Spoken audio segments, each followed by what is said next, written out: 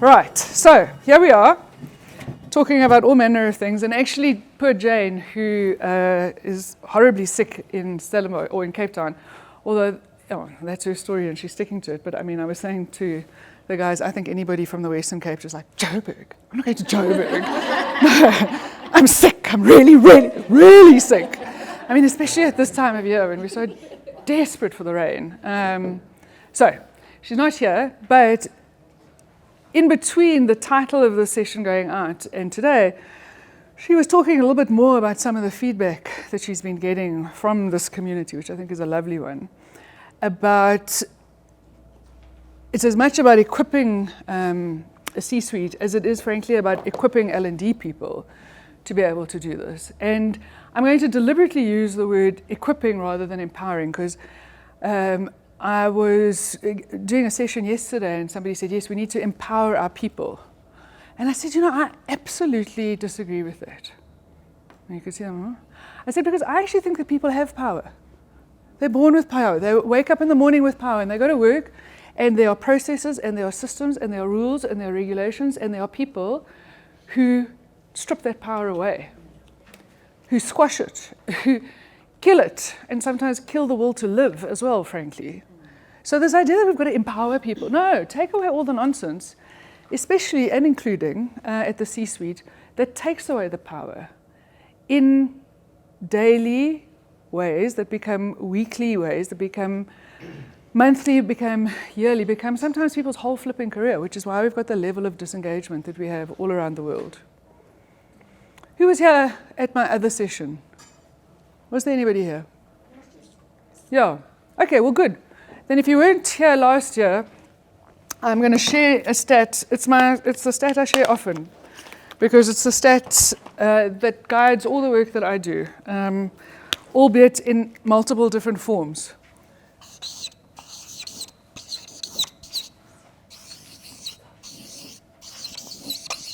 It's the concept of flow. My high chick sent my high. Yeah, try spelling that one. Yeah, so the concept of flow is about this idea of, when you're in something and you're just loving it and you lose track of time. That's flow. And I mean, ideally it happens at work, but it can happen when you're exercising, it can happen when you're doing something you love, a hobby, whatever, work, reading. So he came up with the concept of flow, which is one that's become quite commonly understood and commonly spoken about. His research, 80% of adults, 80% of us, even if we were to become financially independent so that we did not need to work, we sell a really successful business, we make a brilliant investment, we win the lottery, whatever it is, even if we didn't need to work, we would still want to work. Which is, for me, why this tragedy of the unemployment in this country, what it does to people for generations, they will never get a chance to do that, because they're not just unemployed, they're unemployable. But it's too early for me to start crying, so I won't. But the point is, 80% of us want to work. We want to contribute skills, to be part of something that matters. And yet this is the result of the Gartner's Global Engagement Survey. So you might be thinking, oh, well, that's not that bad. Okay, well, 80% of us want to work. 79% of us are engaged at work, because it's an engagement survey. And sadly, this is the number of people who are disengaged. Disengaged. Either passively, so like as a friend of mine says, the wheel is turning, but the hamster's dead. They're just going to work. And it's like, okay.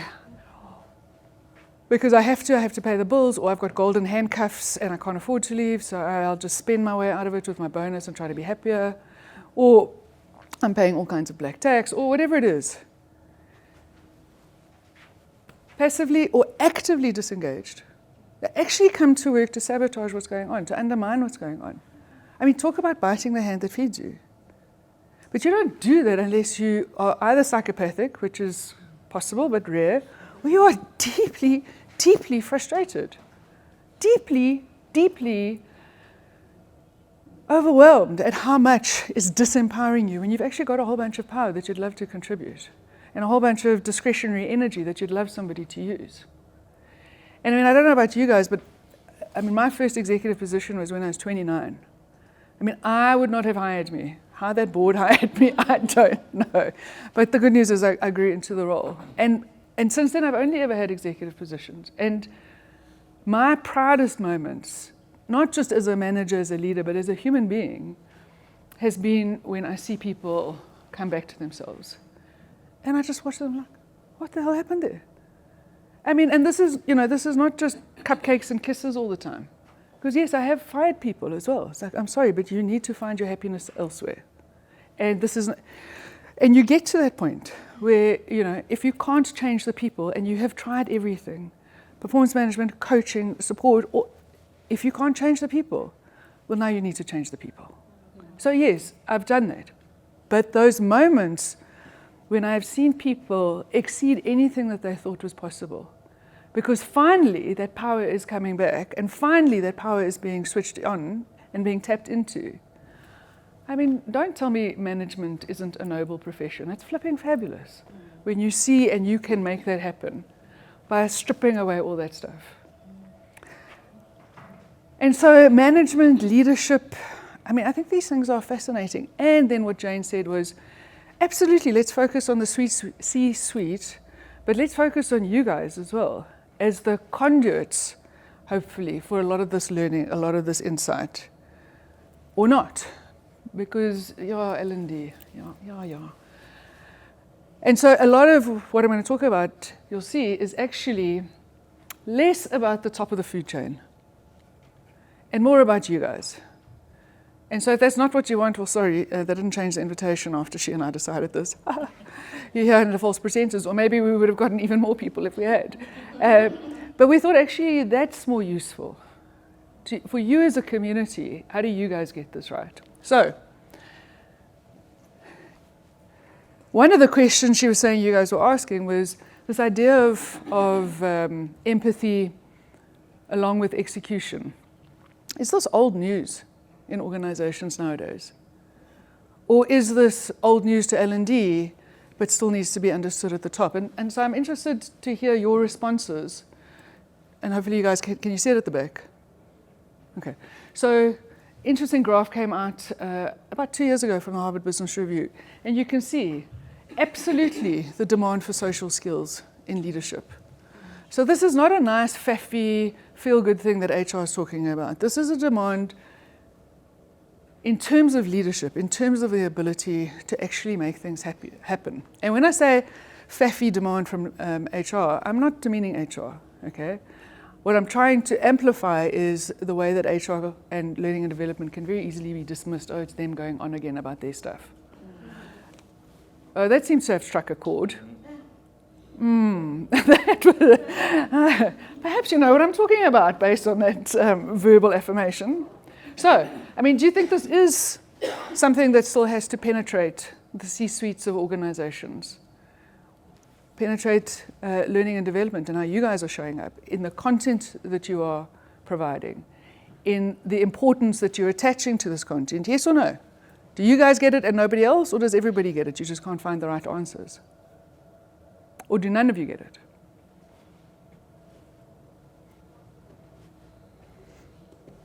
Talk to me. I knew that was police officer coming up. Actually, I didn't even think about that. But yeah, I should have brought my bloody edge. No, talk to me, guys. Yes, no. This is not download. Much as I love, as I said to the Stellenbosch guys, much as I love the sound of my own opinions, and I can share them for 2 hours. What do you think?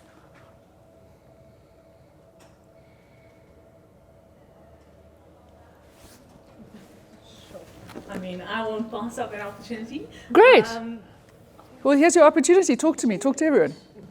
I just think that there's a disconnect between what studies say versus operational functions. So, yes, the study says that, and yes, academically, intellectually, as professionals, we understand it. We can deliver the message, we can convince, we can try influence, etc. But when rubber hits the road, all of this flies to the back, and leaders just go back into their default position.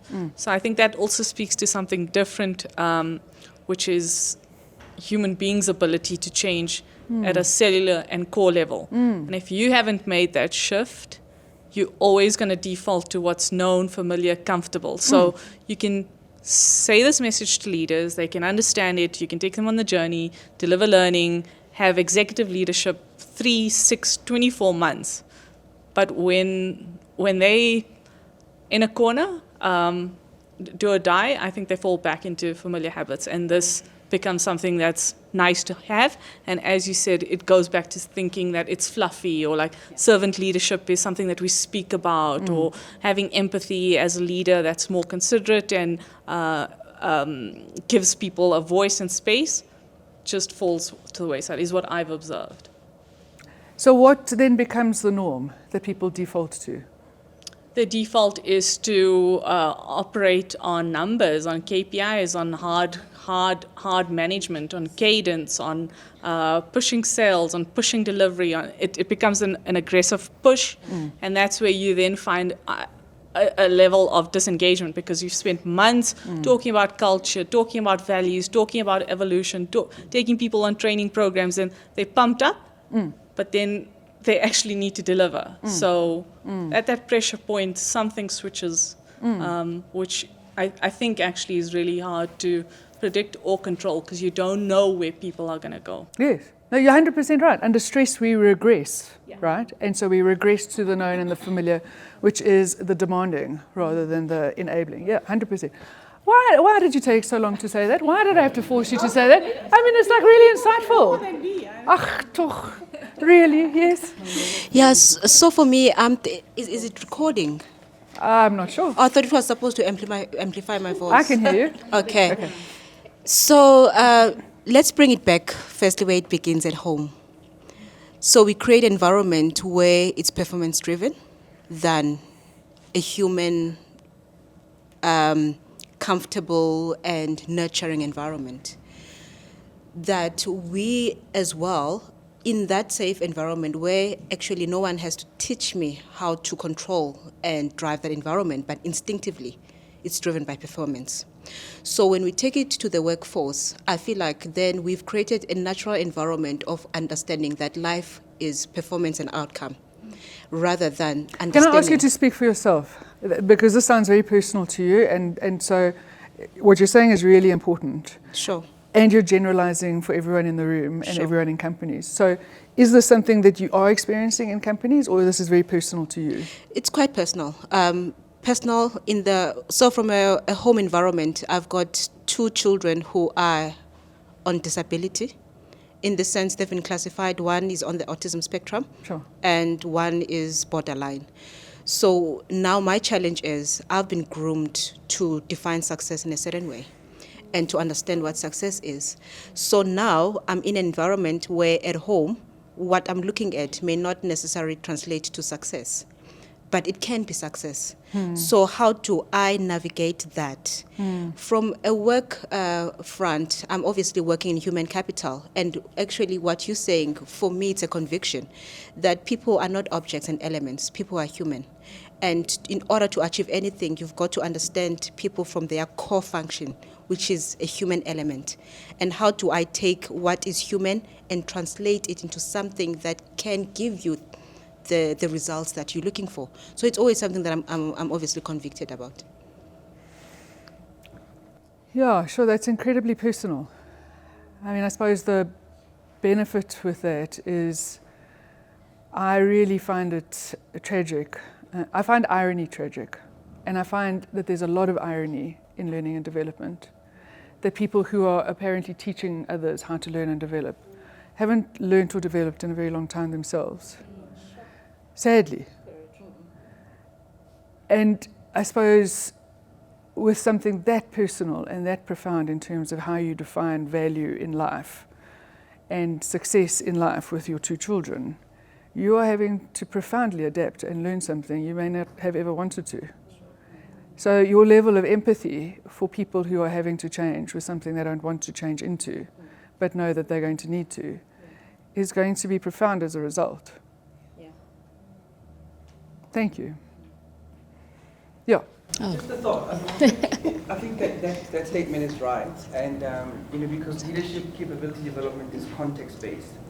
And when I look at the year 2007, it was post the introduction of the VUCA concept, where everybody was saying, how do we deal with this volatile, complex world? And the competency then was not about just skills, it was about how do we help society deal with complexity through change management.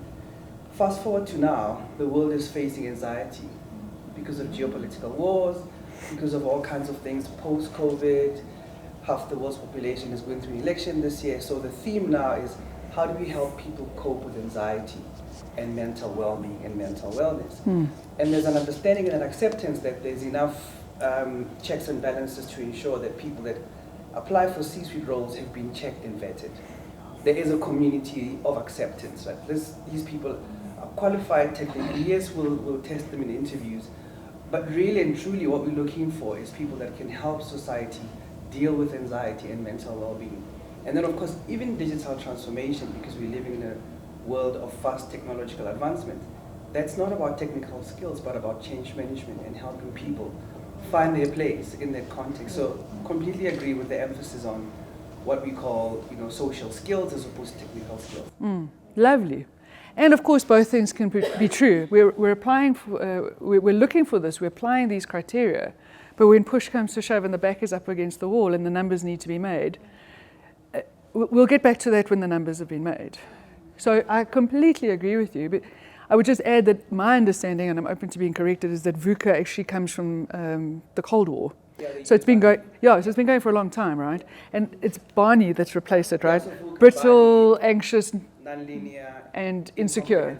Incomprehensible, thank you. So yes, this is a potential tension and a paradox. We say it because it's the right thing to be seen to be saying. But when it actually happens, this is a different story. And I think your point around the damage that gets done when the expectations have been raised and then there's the opposite is actually the nub of the problem here. Because let me give you an example. I had a friend 20 years ago. She went and got her MBA from one of the Ivy League US schools and then wanted to get into investment banking, which she did. And when she was being interviewed, she was being told by this Wall Street firm, listen, if you come here, this is the deal. All right, you're going to work 80 to 100 hours a week, 50 weeks a year. You're going to make a lot of money. You're going to meet a lot of people. And we're going to use you like a pair of hands to make us money. And at the end, you'll have a whole bunch to your abilities. You'll certainly have a lot in your bank account. But this is the deal. Are you in or you out? And for me, if somebody did that to me, I would have still been running today. Like, thanks, but no thanks. But for her, it was, okay, if that's the next 5 or 6 years of my life, I'm 26, whatever, let's go. And that was exactly what she got. She worked 80 to 100 hours a week. She made a lot of money. And then in her early 30s, she decided, okay, well, now what do I want to do? And interestingly, on paper, well, who can thrive in an environment like that? It's hideous. The toxicity, the disengagement must be through the roof. Actually, it wasn't, because what you were promised was what you got. And I think generally what people are experiencing, and we will all be less than what we hope to be, sure. But I think the bigger challenge is the gap between the promise and the experience. That dissonance is what does people's heads in. This time it'll be different. This time, no.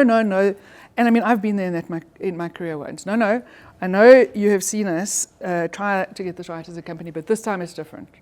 Are you sure? Yes. Okay, I'll sign up. It's not different. It's not different at all. That dissonance between hope and reality, expectations that it will, that I think does way more damage. In those leaders who think I'm not different. I can't actually get this right. And people who were hoping that something would change. Yes?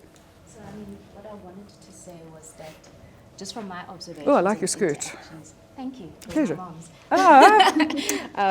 There's a level of awareness that this is important in terms of being able to deal in reality with or in appearance or both? In reality. Okay. And also because the colleagues coming into the workplace are demanding a more human-centric approach to leadership as opposed to a focus on the KPIs and the numbers. And I think there's now a tug of war with leaders from when I chat to them and discuss with them in terms of, okay, well, our KPIs and our reward and our bonus is based on numbers and operational stuff. There's no KPI linked to the people element. How do we measure that in an objective and fair way? Because there's some leaders who stand out from a people interaction perspective and some who don't. And I think there's a flaw there in terms of how the KPIs that are put on the table with respect to leaders, that the people side is missing. And I do see that there's a tug of war. They recognize the importance of their people skills and how they can mobilize individuals, because there is demand for a human-centric leadership approach. Yeah. Yeah. What you're saying is music to my ears, because, there is that reality. What you're doing speaks so loudly, I can't hear a word you're saying. So what you're telling me is what we need is human-centered leadership. When I look at my KPIs, which is what you are measuring and rewarding me for, I'm looking, they're not here. So it's not irrational to take my cue. In fact, it's highly rational. This is what you're saying, but this is how you're paying me. Okay, I'll take my lead from that.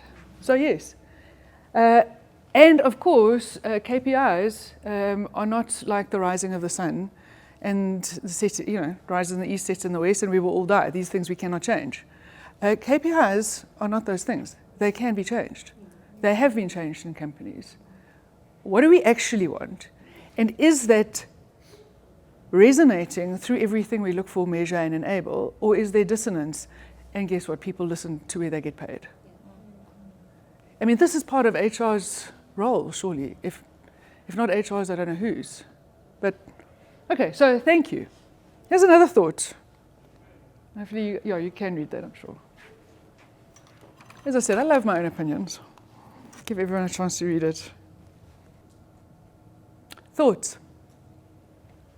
So I think that when you see something happen to someone and there's a group of people and everyone's like, well, I'm not going to go and help because someone's going to go out and go and help them.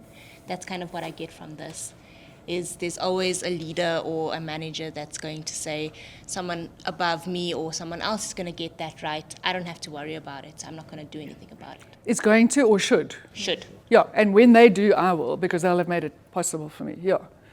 Lovely, thank you. Who else? I think this is the reason why I'm here, because I'm finding it difficult at work.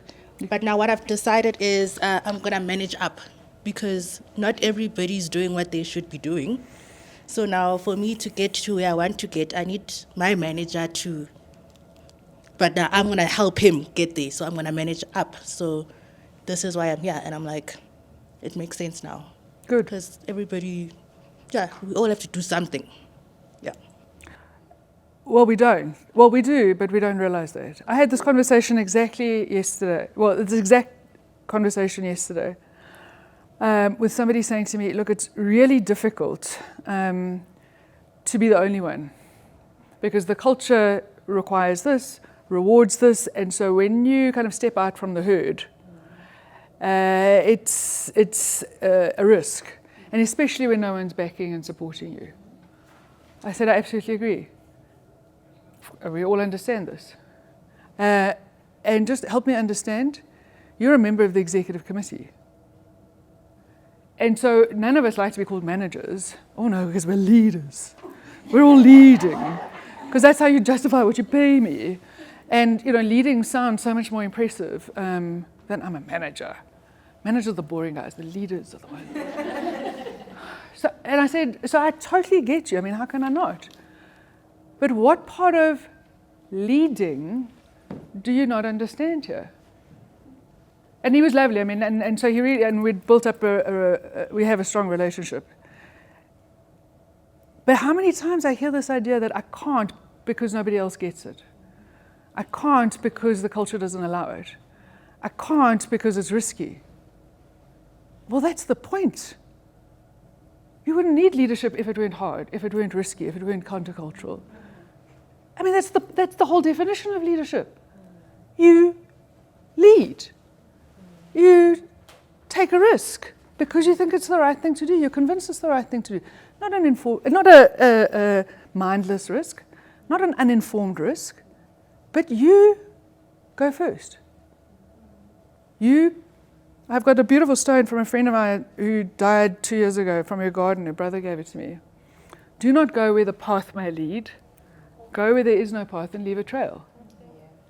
No, I'm not saying rip up the scaffolding of your life. I'm not saying, take career-limiting risks every day of your career. It'll probably be a very short career. But at some point, when do you actually lead? Not just get paid to lead. Not get all the benefits of leadership. Not get the title of leadership. And when does the action happen? Rather than the updating of LinkedIn on your position.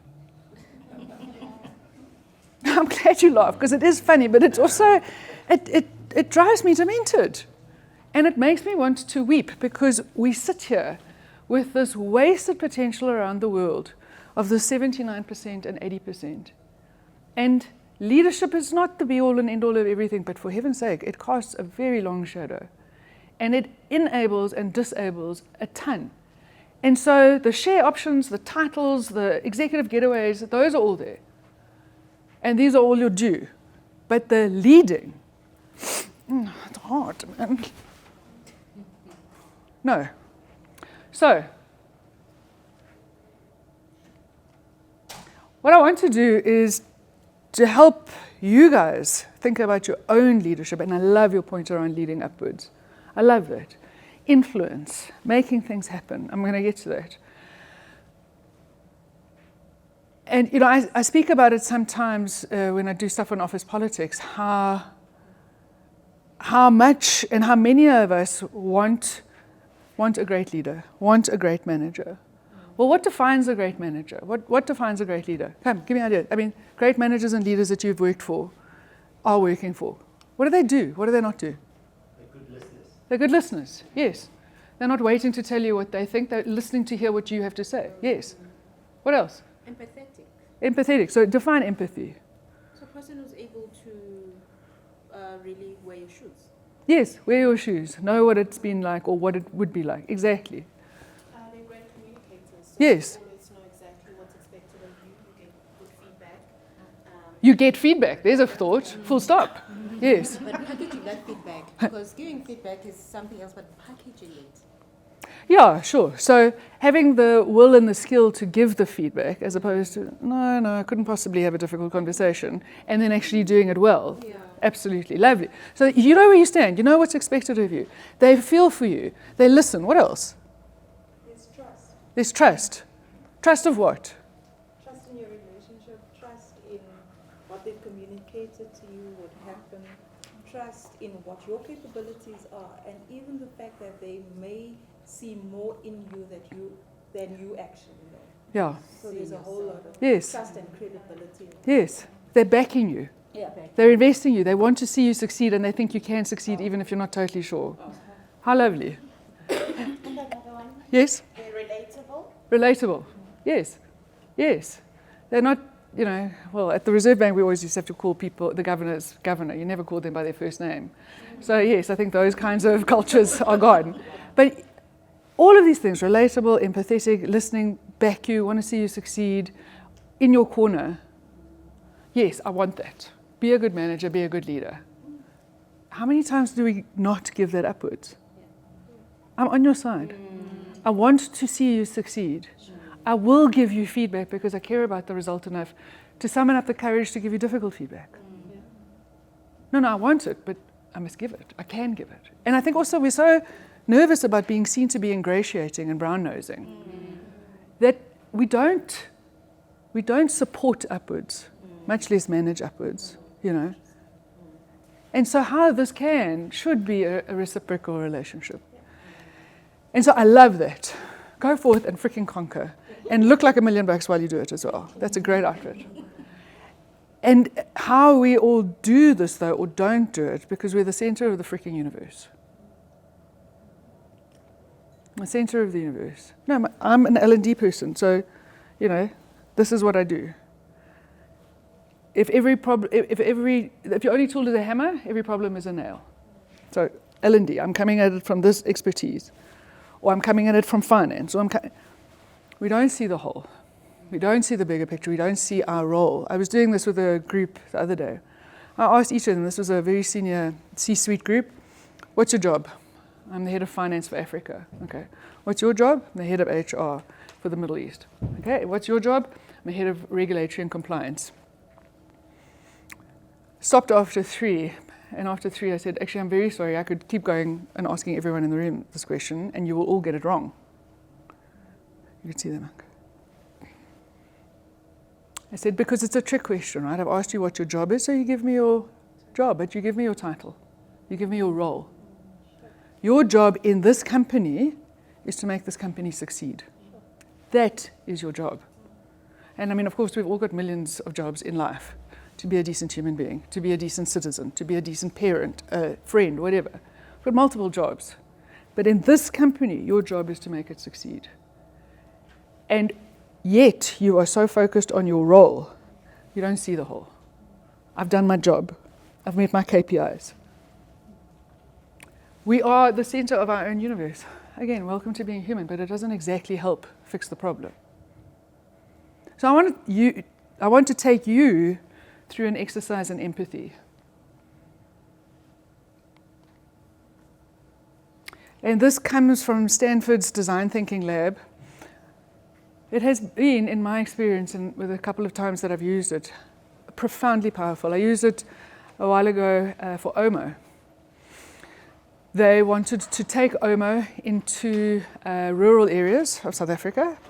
And I was chair of the board of an ECD NGO, so childhood play matters, okay? On all kinds of levels, psychosocial, motor skills, cognitive skills. Kids need to play. Playing is learning when you are a child. And actually it doesn't change that much when you're an adult.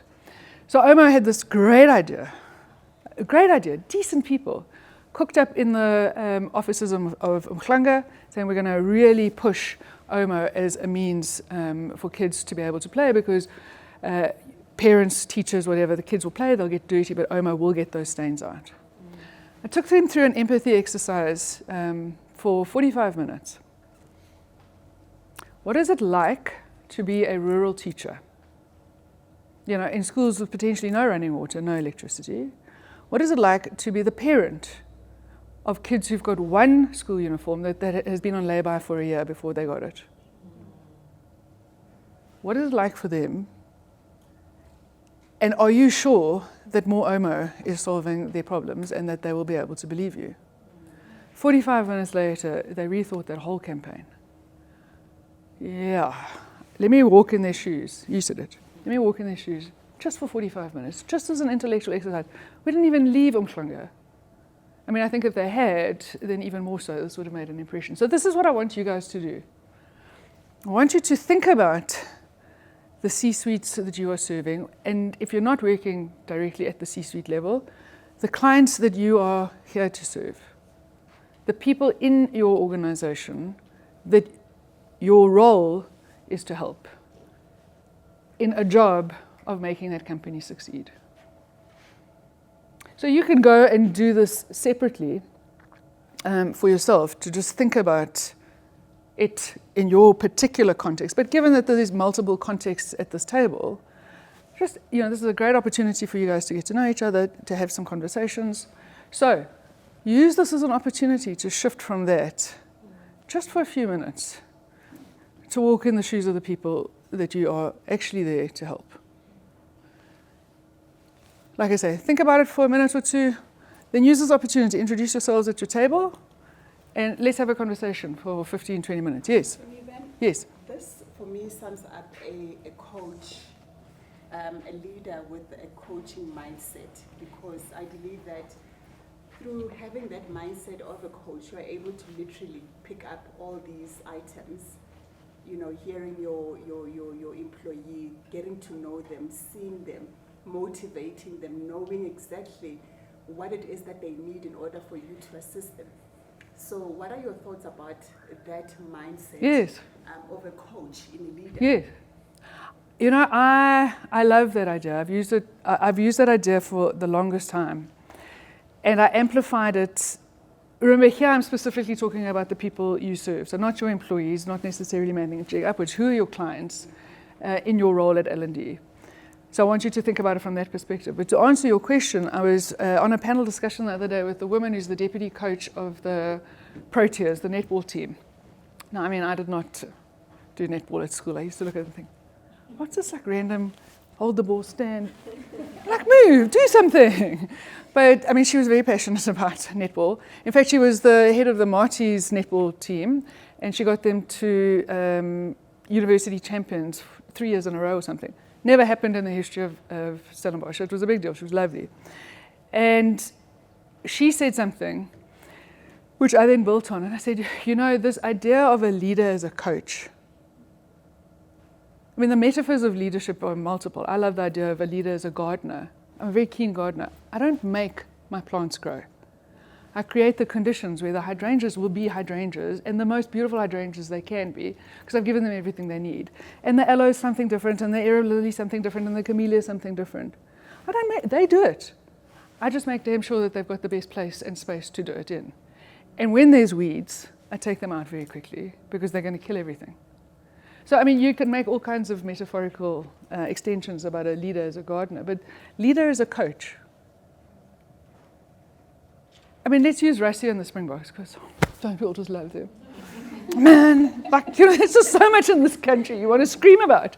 And then those oaks you just want to hug. I mean, you'd probably only reach their knees, but you just want to hug them. I mean, let's think about something that we can all relate to, that we are all proud of in this country. I hope. You know, there maybe are still some people whose team is ABSA, anything but South Africa. I heard that on the radio. I nearly crashed my car. I'm like, I understand that in the old days, but no. Anyway, moving on. I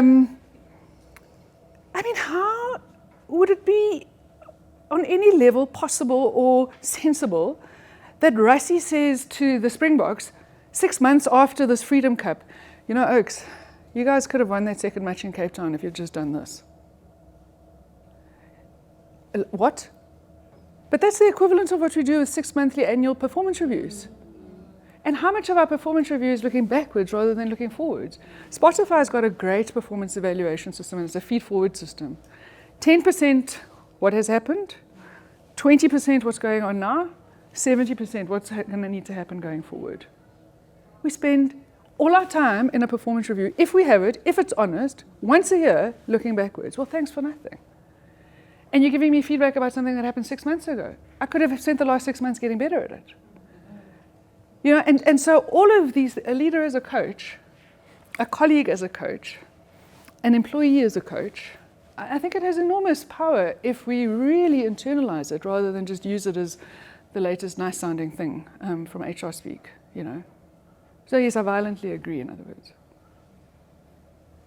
Any other thoughts or questions? Okay, how are we doing? Yes, you talk a lot now. Okay, I'm going to give you 15 minutes. Introduce yourself at your tables. Just think about what this provokes, what this allows you, even in 15 minutes, to get in terms of insight and empathy for the people you are actually here to serve and help make successful. Okay, go for it. 15 minutes. Right, I'm going to ask you to finish. And I don't know about you, but I love the quote, the shortest distance between two people is a story. And it was lovely to hear just glimpses and snippets of stories from the tables. Anything that came out of that conversation without a full debrief, I mean, we don't need to. I missed something here. Anything that came out of that conversation that you want to raise or share? Yes? Yeah, I think the gist of it is like the seeing thing coming through. You need to understand the environment that people operate in. You need to meet them in their environment as opposed to meet them where you're at. And so I think that was maybe the gist that I'm picking up. Yes. Although there's differences, the dynamic is understand the dynamic. Yes. And meet the leader or the person at their point. Yes. And then influence from there. Yes. So simple, but not easy when we're the center of the universe, right? How many of you were taught as kids treat others the way you would want to be treated? Right. It's actually wrong. Treat others the way they want to be treated. Again, so simple, but not easy. And so, I mean, I think empathy matters, but I'm not one of those people who think empathy is the answer to everything. Why do I say that? Because it was actually when I did my postgrad at Stellenbosch in future studies, one of the articles that was prescribed for us was one that made me think profoundly. It's in my 40s, and I'd never thought about this, having been in leadership positions my whole life. I mean, even from school. And the question was, why should anyone be led by you? Ouch. Yeah, I'm glad that's a great response. Why? Not comply with you, not follow your instructions, but be led by you. Which of course is a level of emotional investment and energy that's very different to intellectual compliance. And they're not mutually exclusive, but they're not the same thing. And what they spoke about in that article, and I suddenly thought, oh, I get that. They spoke about the quality of tough empathy that really effective leaders have. Tough empathy. That I buy into. Because if it's only empathy, it's a support group. If it's only toughness, it's a boot camp. But tough empathy, I know you, I care about you, and this is not good enough. You have a job to do, and I know you're dealing with a lot, so how can I help you? Tough empathy, yeah, let's talk about that. So with that, what I want to help you guys with as well is, as you grapple with the complexity of your role, your job, your part of the organization, your world, your life outside of work, all of these things, in a world of overwhelm and demand, my favorite cartoon of all time is from the New Yorker, about 8 years ago now, I think. Two people are walking along a pavement, so clearly it's not in Joburg, because, you know, there's a pavement. So two people are walking along a pavement, and the one is looking at the other and saying, my desire to be well informed is currently at odds with my desire to remain sane. Yes. So we live in a time, and it's not going to get any better, ever, of overwhelm, of complexity, whatever we call it, VUCA, BANI, whatever. I mean, this is just welcome to life in the 21st century, in an emerging market country, with all kinds of catastrophes in the world and on this planet. And when we deal with complexity, or even think we're trying to, there are 5 leadership mind traps that we will fall into by virtue of being human, by virtue of actually being unable to deal with complexity, and that your clients, your leaders, your colleagues are falling into. And it comes from the work of Jennifer Garvey-Berger. She has her PhD in adult learning from Harvard and has done a lot of coaching. And she distilled these 5 leadership mind traps that I find incredibly helpful, again, starting with myself, but in engaging with other people. You will fall into them. You cannot not. But at least if you can recognize them, you can try to get yourself out of them and start to understand complexity in its fullness rather than from the trap that you're in. So the first trap is the one of simple stories, single stories. I'm right, they're wrong. This is good, that's bad. I'm good at my job, they're useless. I'm being strategic, they're being political. And whatever it is. Why do you think I wore this dress? Did I wear a blue dress? Did I wear an orange dress? Single stories, simple stories. How many people have watched the Chimamanda Adichie TED Talk, The Danger of a Single Story? I mean, come now. That woman. Every time I went to Lagos, I thought, why can't I bump into her? I never did. If you haven't watched it, spend 20 minutes of your life watching it. It's one of the top 5 TED Talks for a reason. The danger of a single story. The problem with stereotypes, as she says, is not that they're wrong, but they're incomplete. Simple stories reduce. And so she invites us, Jennifer Garvey-Berger, when we see that we are in that trap,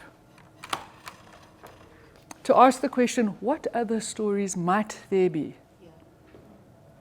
What other stories might there be? Even if you find them impossible to believe, what other story might there be going on here? And particularly in difficult relationships, difficult stakeholders, how is this person, who I want to throttle, how is this person a hero in their story? No, he's a schmuck. No, he's not telling himself he's a schmuck. He's telling himself he's a hero. Why? And by that, I don't mean condone what they're doing. I don't mean accept it. I mean, how might you build a bridge of empathy and toughness to get to a solution and an outcome that matters? Again, way easier said than done. But at the very least, recognizing the trap and try to get yourself out of it. Because this is the truism of life and humanity. We judge ourselves by our intentions. We judge others by their actions. So beautiful jacket lady, what's your name? Rebecca. Rebecca, thank you. Sorry, I don't have my glasses. Rebecca, she was, she gave me a bit of a look, which I couldn't see at the back of the room, so I'm making this up. She gave me a bit of a look when I asked her to move. I just, I can just see she's one of those people. But when I came in and I gave somebody else a bit of a look, no, but I'm a very nice person. You just have no idea about the morning I had. I don't care. Don't tell me about your morning. I can just see it. No. So, with other people, their failings are dispositional. It's a function of their character. With us, it's situational. No. If you were having to deal with what I was having to deal with, you also wouldn't have been very nice this morning. Fundamental attribution error. We all do it. The second trap, rightness. How addictive it is to be right. To need to be right. To be absolutely convinced you are right. So, you were looking straight at me, so guess what? Mildred. Mildred. Gosh, that's a name you don't hear much often anymore. Hey? So Mildred, speak for all of us. Okay? How does it feel when you are wrong? A little embarrassing. Feel a little bit small. You wish you could just undo it, take back the time, and then it never happened. Let's all forget it. Yeah. Right. Can anybody not relate to that? Small, embarrassed, take back time. And actually, what's interesting about rightness is that we only feel all of those things and multiples of those and many other things besides. We only feel those things when we know that we're wrong. When we know that we're wrong. Until we know that we're wrong, we're not wrong because I can feel it. I'm right. And so how this trap of needing to be right and being convinced I'm right is a trap. And I think particularly the more senior we get. I don't think leadership helps on so many levels because I think leadership makes you stupid. And I mean this with all due respect. It makes you stupid. Because you become more senior, surrounded by more people who want to tell you what you want to hear, and more convinced that, well, not everyone gets to this position, and so I get here because I know what I'm doing. And you do, but not always, about everything, especially in a world of complexity.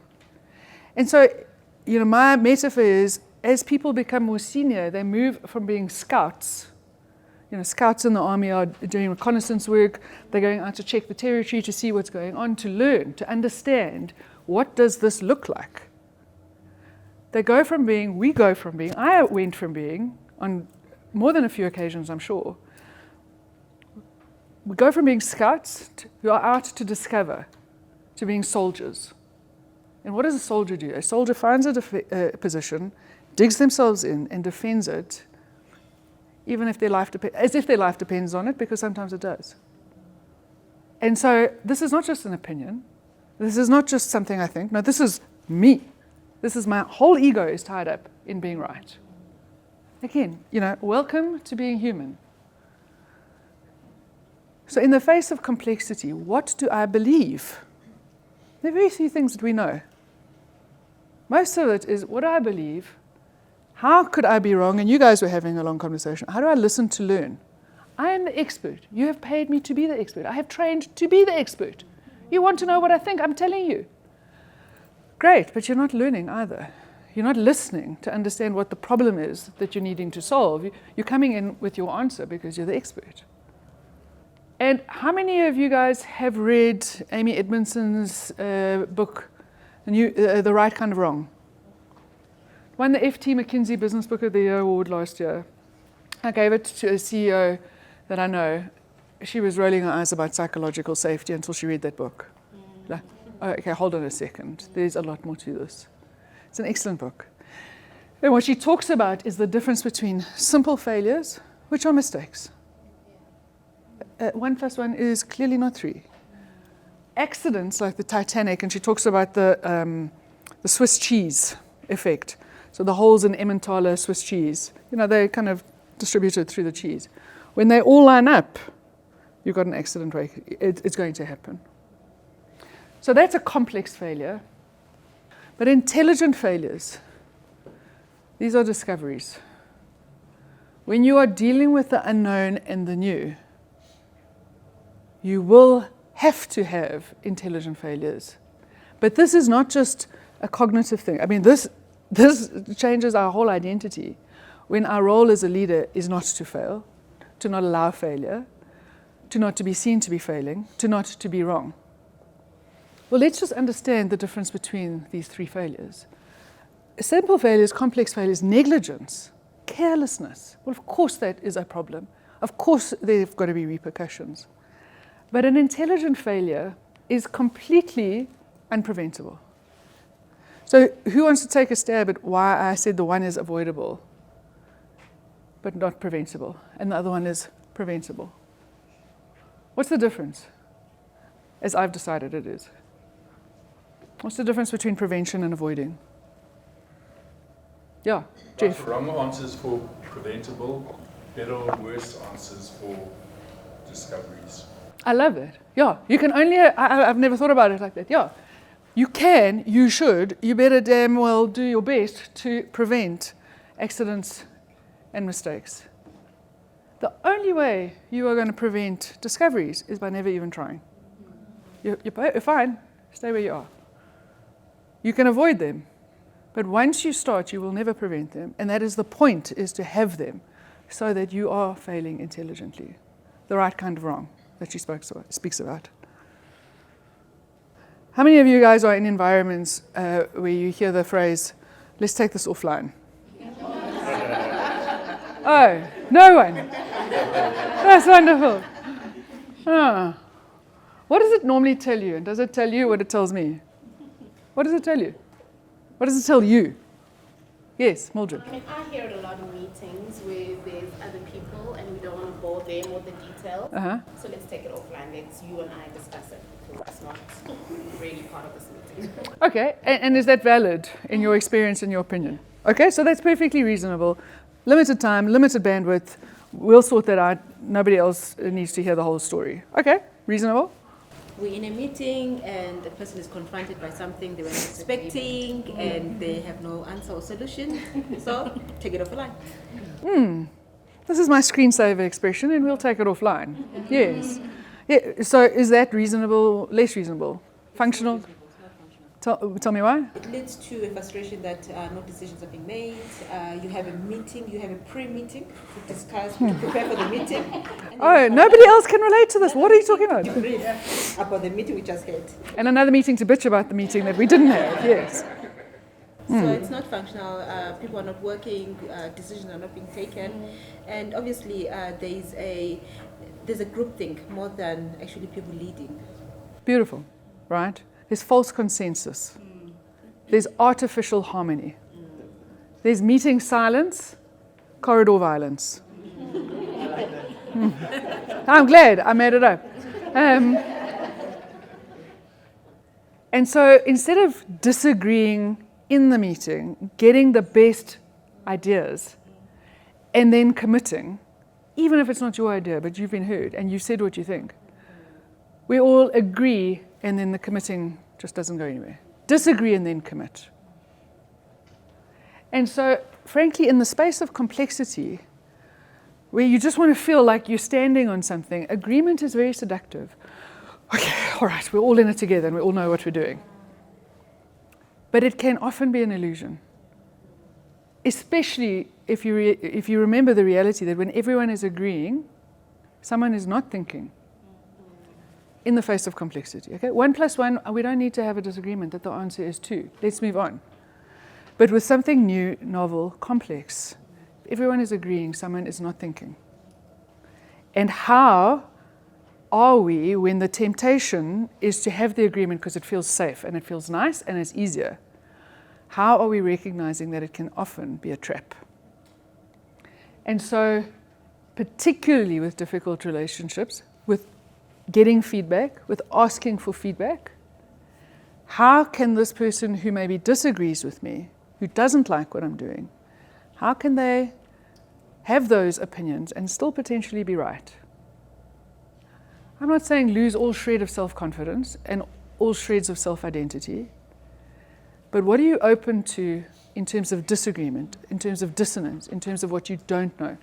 Speaking of which, I saw this the other day in one of Adam Grant's books. Oh, and I love that man. So the disagreement, the feedback. I loved his model where he talks about when we take feedback from someone, we've got to be really sure that they meet 3 criteria.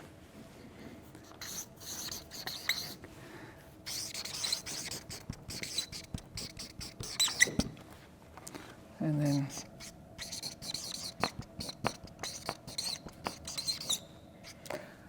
care, credibility, familiarity. When they are giving me feedback, do they care about me or care about what we are here to do? They don't have to care about me personally, but do they care about the task at hand? Are they credible? Do they know what they're talking about the subject? Are they familiar with what's going on or with me? And I thought that this was genius because I've said for years, I don't take criticism from somebody I wouldn't take advice from. I won't. I mean, I'll take advice from a lot of people, but I won't take criticism from you if I wouldn't take your advice. Why? Because intuitively, I thought, well, something's missing here. Because what happens if I care and I'm credible? I mean, I know what I'm talking about, but I don't know you from a bar of soap. What? This is not a rhetorical question. What happens? What is the risk of happening? What is at risk of happening? Yes? Offense. Offense. You can cause offense, but also it may not apply to you, right? So you're right. What's your name? Bernard. So I'm right, but I don't know you, Bernard. So what I'm saying might not apply to you because I don't know you well enough, right? I'm sorry that I'm looking like a little scrunchy owl. What happens if I know what I'm talking about, I know you, but I don't actually care about you or the task? Come guys, this is not a difficult question. You're learning and development. Then you might be malicious. Yeah, it might be sabotage, it might be all kinds of undermining. I don't have your best interest at heart, exactly. So fine, you know what you're talking about, but I'll take it with a bit of a pinch of salt, 100%. I know you, I care about you deeply, but I don't actually know about the issue, the task at hand. I'm not credible with this particular problem or issue or whatever. What happens then? Care and familiarity, but no credibility. Conversation is redundant. Yeah, it's lovely, it's warm and fuzzy, but you don't actually know what you're talking about, so thank you. Yeah, conversation's redundant. Like my mother, God bless her. My mother thinks I run the universe. She also thinks I don't lie, which drives my other sisters bananas. I made the mistake when I was at the Reserve Bank of telling her that my department that I ran had gotten the healthiest, highest score in the culture survey ever in the history of the Reserve Bank. We really were flying. And these people that had been given up on were coming back to life, and people from all over the bank wanted to work with us because we were doing such fabulous things. My mother, God bless her, Michelle Anderson Boyd, goes on Facebook and posts that her daughter was the only head of department at the Reserve Bank to get a clean audit. I'm like, mother, take that down right now. I think she's still offended. It was 10 years ago. So that's gold. That's gold when you've got all three. 2 out of the 3, 1 out of 3, even less so. Oh, isn't control an illusion? And an understandable, seductive one. And again, I'm not talking about simple things, right? I could control what I put on this morning. I could control whether I brush my teeth or not. I mean, the list is endless. You can control whether you take a child's hand when they cross the road. I'm talking about control in the face of complexity, which we are all dealing with, and those of your stakeholders that you're trying to influence are dealing with. Who plays chess here? Or who has a child who plays chess? Okay. You play or your child plays? Okay, what's the child's name? Malachi. Do you know how chess works? Yes. Okay. So Malachi's got a big tournament coming up, and you sit down with him and you say, okay, my boy, you're going to play this chess game against whatever kid. Now, I've got a plan for you. This is going to be your first move, and then this is going to be your next move, and then this is going to be your next move. And then you give him, 25 moves, and then he's won the game. Why are you smiling? Because I wouldn't tell him what to do. I don't know how to play chess. Okay. No, but play along with me. If you did know how to Giving him a recipe to win the match, I guess. Okay, and is it feasible what you're doing? No, because he doesn't know what his other opponent is going to do. He doesn't know what his other opponent is going to do. These are the combinations for a game of chess, which has, I don't play chess, 50, 60 squares. It's only got so many pieces. It's got very clear rules. Those pieces can only move in certain ways. Almost 200,000 combinations for the first 2 moves. One move, another move. On a little square with rules. The number is just too huge. And yet, we love to think, we hope desperately that in a world, in an organization that is way bigger than this, with way more going on and no rules, that we can control things. We can't control, we can only influence. In the face of complexity, I'm not saying we can't control anything, I'm saying in the face of complexity, you can influence. You have to influence. You influence through tough empathy. You think you are controlling when all you've got is the toughness. Where do I want things to go? The last mind trap is around ego. Yeah, I see a few smiles again. I love Rice smiles. I don't know what she's talking about, ego. Yes. When you are in the trap of ego, this is who I am, this is what I do, this is how I do it, and it serves me really well, and it has served me really well. You know, that Marshall Goldsmith great insight of what got you here won't get you there. Well, what got you here won't keep you here either. So who do you want to be next? And often people, the feedback I get is, no, but I can't do this, I don't want to do this because it's not authentic. I mean, hands up, who prizes authenticity as a value? Who thinks that authenticity is important to them? Yeah, most of us, right? I want to be who I am. I want to be able to show it and see it, and what you see is what you get, and I want to be able to express it rather than living behind a mask. How did she say it? The woman who spoke about emotional labor. People spend their lives behind a mask and inhabit their lives at low volume. Yeah, something like that. I mean, who wants that? And yet, Erminia Ibarra at London Business School writes about the authenticity paradox. So what she says is, how many times when it comes to real learning and development, not just training, real adaptive change, you know, where we're not just adding more apps to the phone, but we're doing a system upgrade. how many times people step back as, oh, that doesn't feel authentic. That's not who I am. Well, guess what? You're right.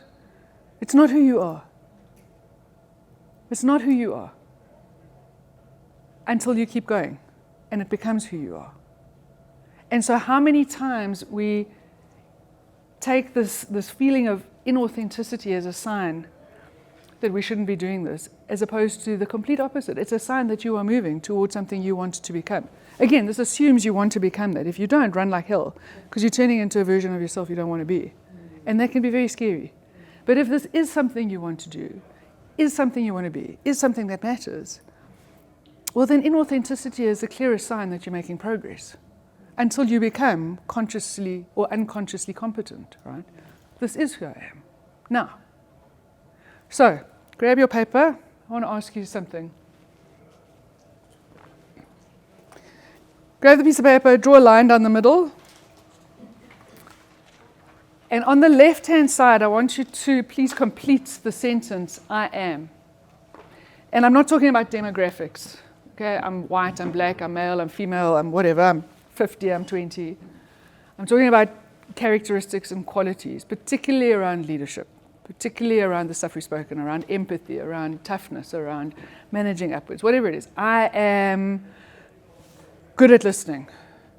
I am bad at listening. I am courageous. I'm patient. I am insightful. I am impatient, whatever it is. And you're not going to share this, so be as honest with yourself as you want to be.